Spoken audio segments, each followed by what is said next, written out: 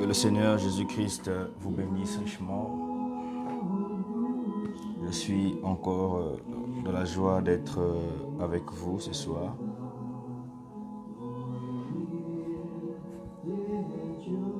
Que Dieu vous bénisse. Nous sommes toujours sur notre enseignement qui porte sur l'Apocalypse.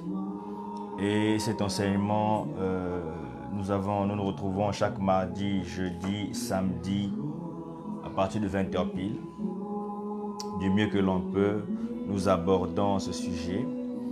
Et cet enseignement qui est très capital pour l'épouse du Seigneur Jésus-Christ. Lorsque le prophète Jean, fut ravi dans le jour du Seigneur et qu'il avait constaté que ce livre était fermé, ce petit livre était fermé entre les mains de celui qui a créé les cieux et la terre, il pleura parce qu'il avait vu que le salut d'une multitude n'était pas garanti et qu'une multitude était perdue. Mais on lui a dit, sèche tes larmes, car l'agneau de Dieu a vaincu. Donc les larmes de Jean avaient été séchées parce que le petit livre était maintenant ouvert après le sacrifice de l'agneau. Et il est écrit dans Apocalypse chapitre 10 à partir du verset 7 que lorsque le 7e ange arriverait, tous les mystères de la parole seraient accomplis. Amen. Et nous continuons donc sur notre enseignement sur l'Apocalypse.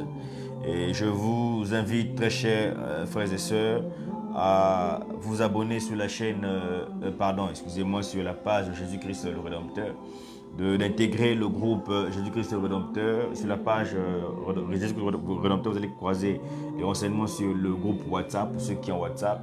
Vous pouvez aussi avoir le lien du groupe Telegram pour ceux qui utilisent Telegram. Et vous pouvez intégrer le groupe Facebook pour ceux qui n'utilisent ni WhatsApp ni Telegram. C'est toujours dans le but de partager les Écritures avec vous, ensemble, de la communion de notre Dieu qui a fait les cieux et la terre. Sans plus tarder, nous allons prendre dans Apocalypse chapitre 2, le verset 2 à 3. Il est écrit: « Je connais tes œuvres, ton travail et ta persévérance. Je sais que tu ne peux supporter les méchants, que tu as éprouvé ceux qui se disent apôtres et qui ne le sont pas, et que tu les as trouvés menteurs, que tu as de la persévérance et que tu as souffert à cause de mon nom et que tu ne t'es point lassé. » Que Dieu bénisse votre entendement spirituel suite à la lecture de cette parole. Eh bien, ici, nous parlons de l'âge de l'église d'Éphèse. Et l'âge de l'église d'Éphèse, nous avons vu que c'était Paul, le prophète de cet âge-là, le messager de cet âge-là. Parce que c'est lui la fondation des nations, parce que c'est le premier prophète que Dieu a envoyé vers les nations. Parce qu'il clame haut et fort, on a lu récemment les Écritures, où Paul clame haut et fort être envoyé comme étant prophète des nations. C'est-à-dire que prophète de tout pays, ou bien de tous ceux qui ne sont pas rattachés à la nationalité israélite. C'est-à-dire toute personne qui n'est pas rattachée à la maison d'Israël, à la maison de Jacob. Eh bien, voilà Paul qui est le fondement ou encore la fondation du ministère des nations. Et donc, Dieu loue l'âge de Paul. Dieu loue le message de Paul qui consistait à éprouver. Amen. À éprouver ceux qui se disaient apôtres. Non, je suis apôtre de Dieu. Non, je suis ceci ou je suis cela. Amen. Et qu'en les éprouvant, ils les ont trouvés menteurs. Et Dieu a loué aussi le fait que l'âge de Paul avait de la persévérance et que son âge avait souffert à cause de son nom et qu'il n'a pas abandonné la parole malgré les souffrances qu'ils étaient en train d'endurer. Que Dieu vous bénisse. Donc Dieu connaissait les œuvres, le travail de ceux qui étaient dans l'âge de Paul. Bien-aimés frères et sœurs, que Dieu vous bénisse. Eh bien, nous allons parler à un moment donné, nous allons comprendre une chose, c'est que ce monde, un chrétien peut être honnête. Il peut être du mieux qu'il peut être en paix avec tout le monde. Du mieux qu'il peut, il peut servir, rendre des services à tout le monde. Du mieux qu'il peut, il peut donner à tout le monde. Du mieux que ceci, il peut faire des bonnes choses. Mais ce monde où nous marchons, c'est un monde ingrat. Ce monde où nous marchons, ce même monde a crucifié notre Seigneur Jésus-Christ, lui qui est la lumière. Parce que Jean nous dit que ce monde ne nous aime pas. Ce monde nous hait. Celui qui a Christ sera haï du monde. Et Christ l'a dit de son vivant. Si moi qui suis un arbre vert, moi qui suis une branche verte, on m'a coupé pour me mettre au feu, qu'en est-il de vous qui êtes des branches sèches? Il dit, ce monde ne peut pas vous aimer parce que l'amour du monde n'est pas en vous. Mais eux, l'amour du monde est en eux. Amen. Mais la parole de Dieu nous dit également que Dieu, que peu importe le bienfait que l'homme fait sur la terre, ne serait-ce que l'un verre d'eau que cette personne aurait donné à quelqu'un, Dieu ne manquerait pas de bénir cette bonne action. Et Dieu encourage ses enfants de persévérer malgré les persécutions. Mon frère, ma soeur, ce monde n'a pas besoin de ton attention. Ce monde n'a pas besoin des efforts que tu fournis pour lui donner. Ne comprenez pas mal ceci. Un homme doit travailler pour nourrir sa famille. Un homme se doit de travailler pour subvenir à ses besoins. Un homme se doit de travailler pour s'épanouir. Mais n'oublions pas que l'homme doit travailler également pour la parole de Dieu, pour son âme. Eh bien, quand je dis que ce monde ne mérite pas votre attention, c'est dans le sens où je dis que les plaisirs de ce monde ne méritent pas que vous vous souillez avec ces choses-là. Et que vous devez être concentré avec Dieu. C'est pourquoi je dis toujours aux frères et sœurs, c'est-à-dire éviter la distraction, mais recherchez plutôt la distinction. Des choses qui vont vous distinguer, qui vont vous démarquer de la jeunesse. Il y a des grands hommes de Dieu dont nous avons entendu les témoignages, dont David et tous ces gens-là ont commencé à servir Dieu étant jeunes. Les gens pensent que la jeunesse, c'est de se livrer à la débauche. Les gens pensent que la jeunesse, c'est de prendre son corps et de le livrer à des servitudes païennes. Amen. Que Dieu vous bénisse richement. Ce monde n'a pas besoin de votre attention. Ce monde ne mérite pas votre temps. Ce monde ne mérite pas votre attention. Les plaisirs de ce monde ne méritent pas de votre temps. Amen. Parce qu'il y a un Dieu tout-puissant qui a besoin de votre temps. C'est celui-là qui a donné sa vie pour vous et moi. C'est celui-là qui a donné sa vie pour nous prendre et nous replacer en la position d'Adam. Pour nous prendre et nous relier davantage avec Dieu. Ou de nous relier comme cela était au commencement. Et que l'homme parlait face à face avec Dieu comme Dieu descendait dans l'Éden et parlait à Dieu. Amen. Que Dieu vous bénisse richement. Donc Dieu connaissait. Dieu a commencé par louer leur bienfait. Il dit, je connais vos œuvres. Je connais votre façon de faire. Je sais que vous êtes tenus sur la parole. Je sais que vous...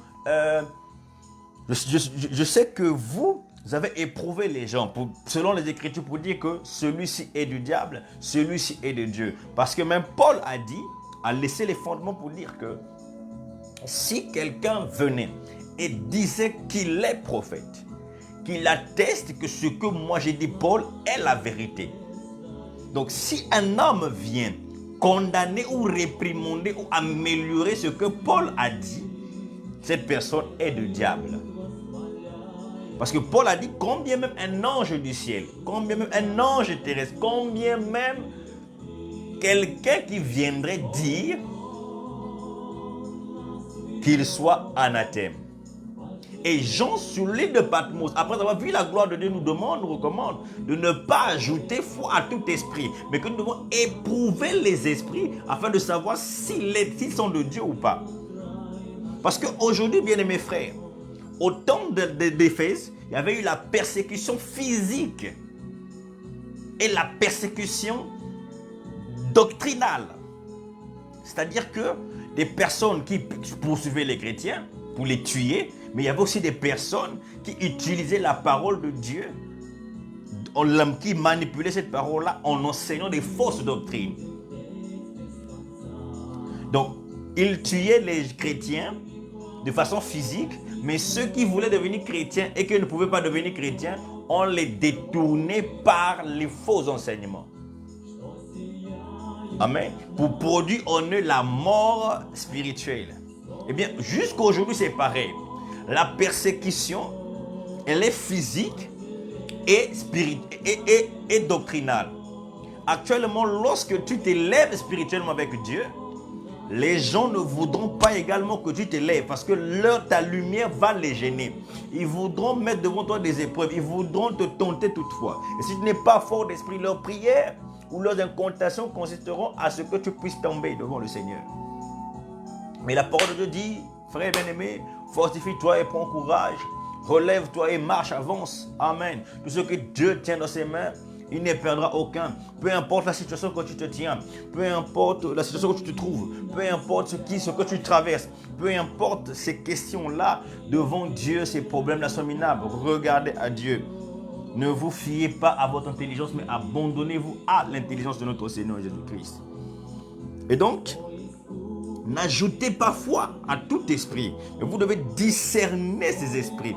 Éprouver ces esprits. À quelle façon il faudrait éprouver les esprits pour savoir s'ils sont de Dieu ou pas? C'est en prenant la parole et de les présenter la parole. Vous allez voir une chose. Apocalypse nous dit quoi?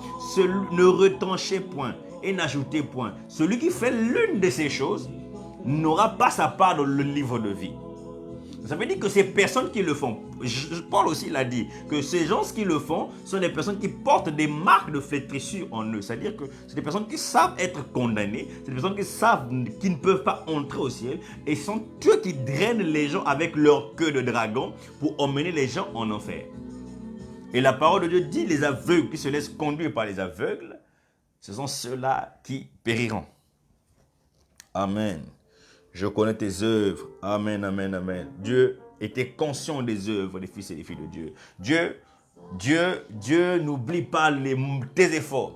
Dieu n'a pas fermé les yeux devant tes efforts. Mais Dieu nous recommande une chose, c'est de prendre les efforts que nous faisons et que nous orientons ça vers lui. Selon Jean 4, 24, il a dit que l'heure doit venir, et cette heure est même arrivée, que les adorateurs de Dieu doivent adorer Dieu en esprit et en vérité. Donc l'adoration de Dieu ne consiste pas simplement à faire des tours à l'église. J'ai posé des questions à des frères pour demander pourquoi allez-vous à l'église. Beaucoup de gens ne savent pas pourquoi est-ce qu'ils vont à l'église. Beaucoup de gens ne savent pas la raison pour laquelle ils vivent sur la terre. Mais si vous arrivez à comprendre la raison pour laquelle vous vivez sur la terre, eh bien, vous ne vaquerez pas à n'importe quoi dans votre vie. Parce que vous serez fixé sur un objectif que vous devez atteindre coûte que coûte. Amen. Que le Seigneur Jésus-Christ vous bénisse richement. Et donc, n'ajoutez pas foi à tout esprit. Éprouvez-les plutôt. Quiconque dit être de Dieu doit certifier que ce que Paul a prêché est la vérité. Parce que Paul est la fondation de la foi chrétienne, car il a attesté devant Dieu avoir reçu la commission pour les nations. Le ministère de Paul consistait à aller prêcher vers les nations. Amen. Et Pierre consistait à être pasteur de l'église d'Israël. Et lorsqu'il est dit que Pierre est le premier pape, cela n'est pas la parole. Parce que Pierre n'est jamais allé à Rome. Pierre est resté dans la contrée d'Israël.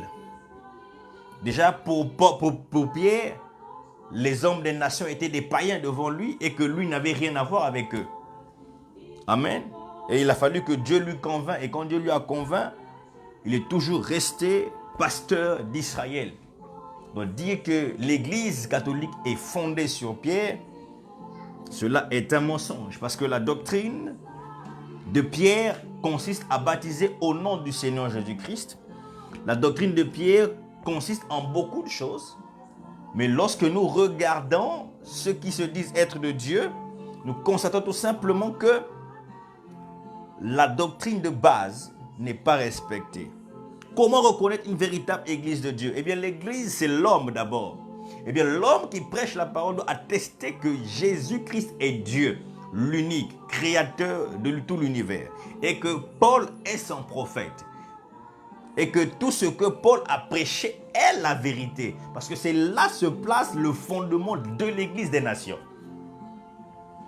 Si vous dites être prophète de Dieu, un homme ou un de Dieu, vous devez attester que ce que Paul a dit est la vérité et non ça va modifier. Si Paul a dit je ne permets pas à la femme de prêcher, ça ne sert pas de modifier cela. Paul l'a dit, nous le croyons, c'est tout, si seulement si nous pensons que nos fondements sont placés sur l'Église pentecôtiste, de la Pentecôte. Amen. Amen. Et lorsque Paul dit, dans 1 Corinthiens chapitre 7, qu'un homme pour une femme et une femme pour un homme, le chrétien doit croire que le fondement des Écritures, les fondements de l'Église, amen, nous recommandent que la monogamie.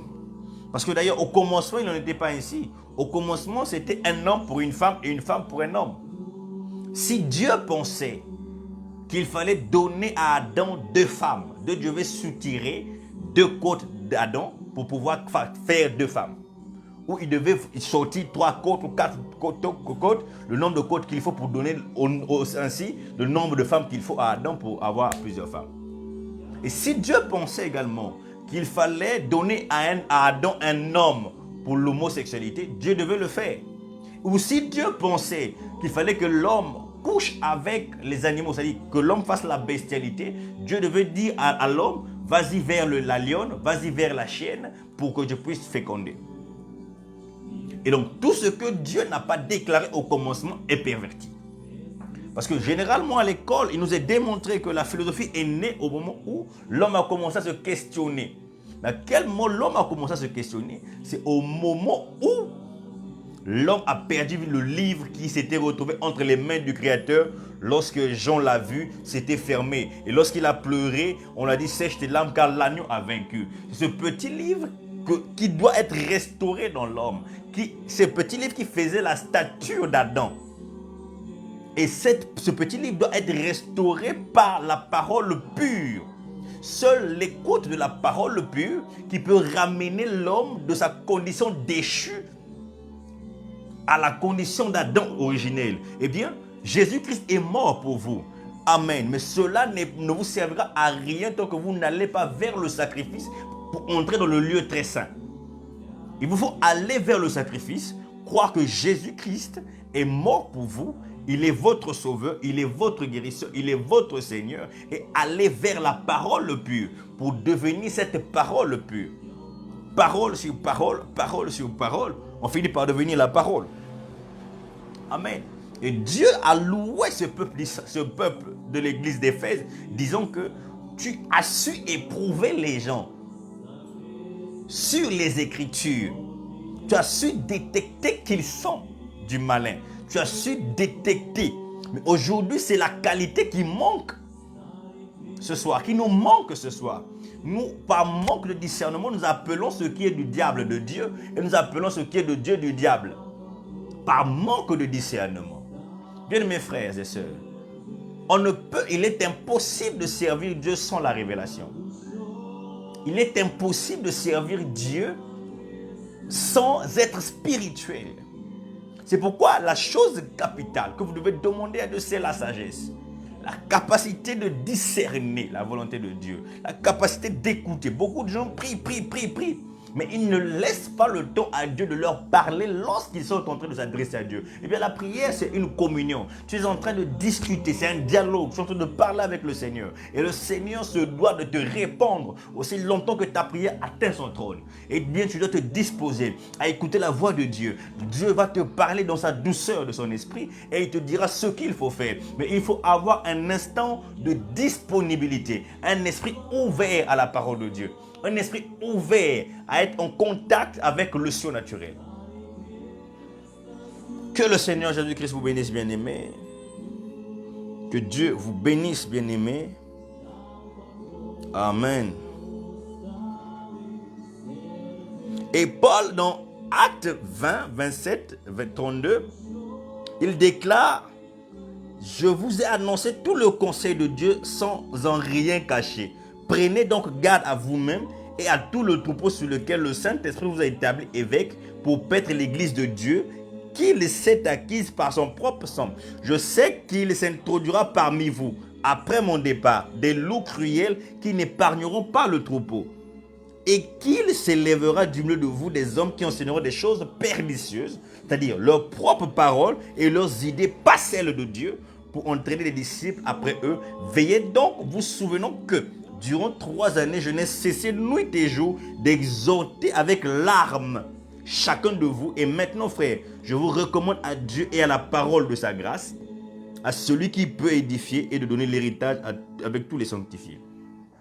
Eh bien, Paul prophétise, il met en garde l'église. Il dit, je vous ai prêché la parole, mais je vais certainement m'en aller. En tant que prophète, en tant qu'homme, j'ai ma vie sur la terre et ma vie n'est que passagère. Amen. Et étant parti, je vous préviens, il y aura des gens qui viendront, qui vont s'infiltrer au milieu de vous avec des doctrines sataniques, des doctrines pernicieuses. C'est-à-dire qu'ils écartent la parole pour se mettre eux-mêmes devant les fils de Dieu et leur parlant d'eux-mêmes. C'est comme Christ qui avait dit au sacrificateur, vous avez mis la parole de Dieu à côté et vous avez pris vos dogmes, vos coutumes, vous avez fait de ça la parole de Dieu. Eh bien, Paul rappelait les fils de Dieu, les mettait en garde qu'après moi, lorsque je partirai, lorsque Dieu va me retirer, les gens viendront avec des vents de doctrine, vous enseignant autre chose que l'évangile. Mais sachez discerner afin de les mettre au dehors. Veillez sur vos âmes, car cette église ici, Dieu l'a acquise avec un prix tellement fort, un prix très élevé, au prix de son sang. Amen. Et donc ce prix-là, il est tellement précieux que cela ne doit pas être gâché. C'est pourquoi entrez dans le salut, bien-aimés frères et sœurs, pendant qu'il est encore temps, le salut est encore là. Parce que nous n'attendons toujours pas demain, nous ramenons toujours pas demain, parce que demain ne nous appartient pas. Amen. Que la paix rentre dans vos cœurs, que votre vie soit devant le Seigneur, devant le chandelier de Dieu. Que Dieu nous dispose à écouter sa parole, que Dieu nous dispose à évoluer avec lui, que Dieu nous dispose à entrer en contact avec le surnaturel. Amen. Que Dieu vous bénisse richement. Et donc, Paul a mis en garde l'église dans Actes 20, 27 à 32. Amen. Et dans 1 Jean 4, il dit, plusieurs faux prophètes sont venus dans le monde, sont déjà venus dans le monde. Eh bien, Jean dit que des faux prophètes sont venus. Donc, la fausse doctrine qui évolue jusqu'à aujourd'hui, ou encore les fausses doctrines qui évoluent jusqu'à aujourd'hui, ont commencé depuis la nuit des temps. Depuis lorsque l'homme a commencé à se questionner. Et lorsque l'homme se questionne, lorsqu'il n'a pas de réponse, ce dernier se fait des réponses par lui-même. Et donc, les réponses qu'Adam s'était faites après la chute a entraîné tout ce que nous voyons aujourd'hui. Amen. Et vous allez remarquer une chose, le chrétien ne sera jamais aimé. Peu importe le bienfait qu'il aurait fait. Même s'il aurait donné des milliards à des gens, ce dernier ne sera jamais aimé parce que sa nature n'est pas la même que celle de ce monde. Amen.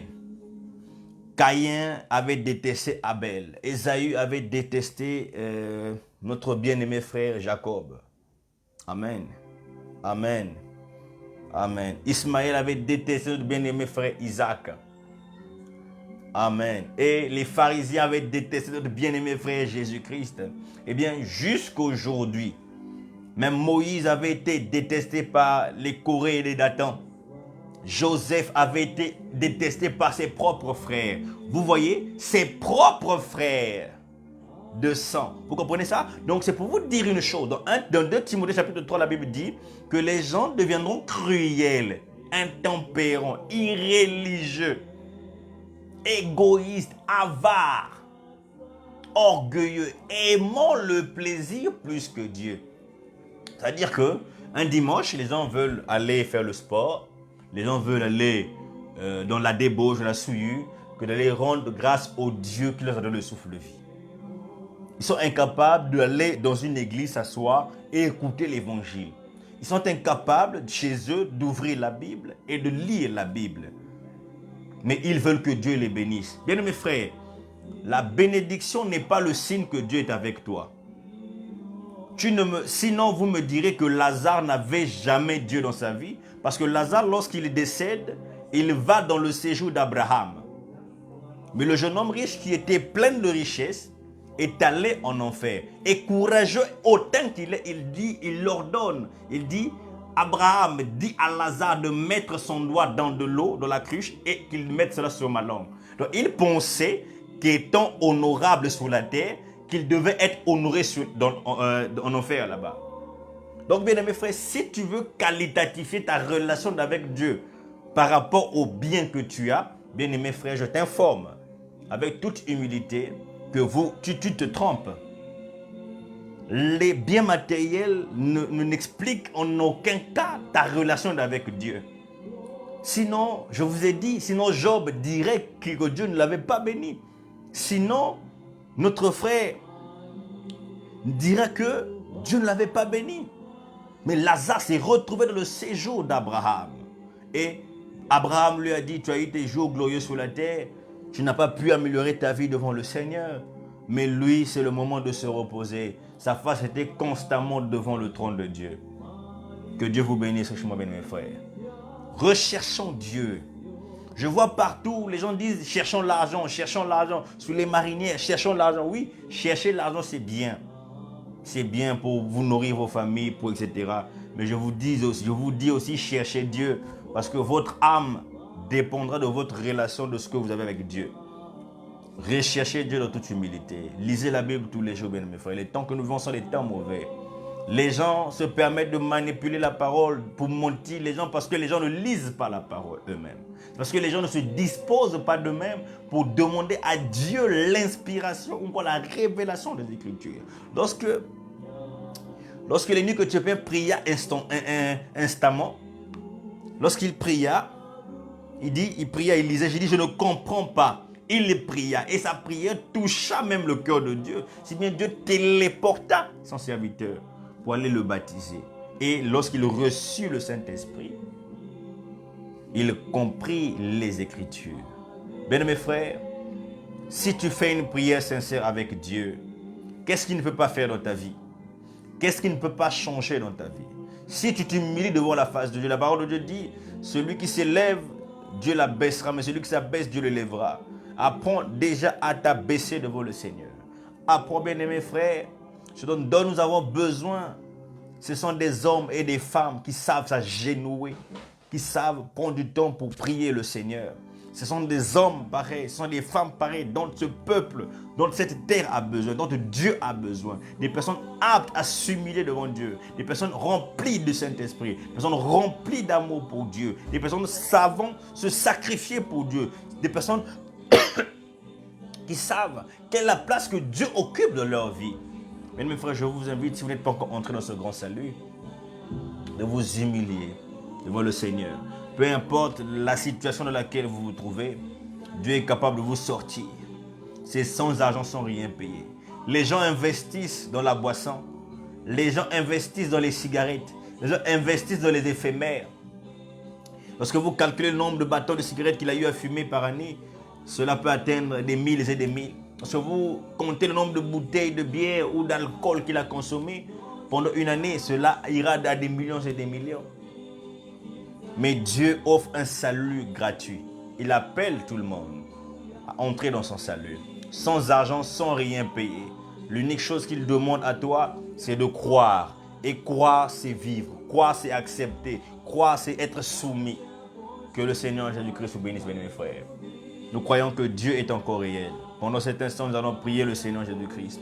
Peu importe l'heure à laquelle vous allez suivre cette vidéo, la parole de Dieu reste éternelle. Aussi longtemps que Dieu m'a oint pour apporter cette parole, dans le nom de Jésus-Christ, je prie Dieu qu'il accorde la solution à votre problème.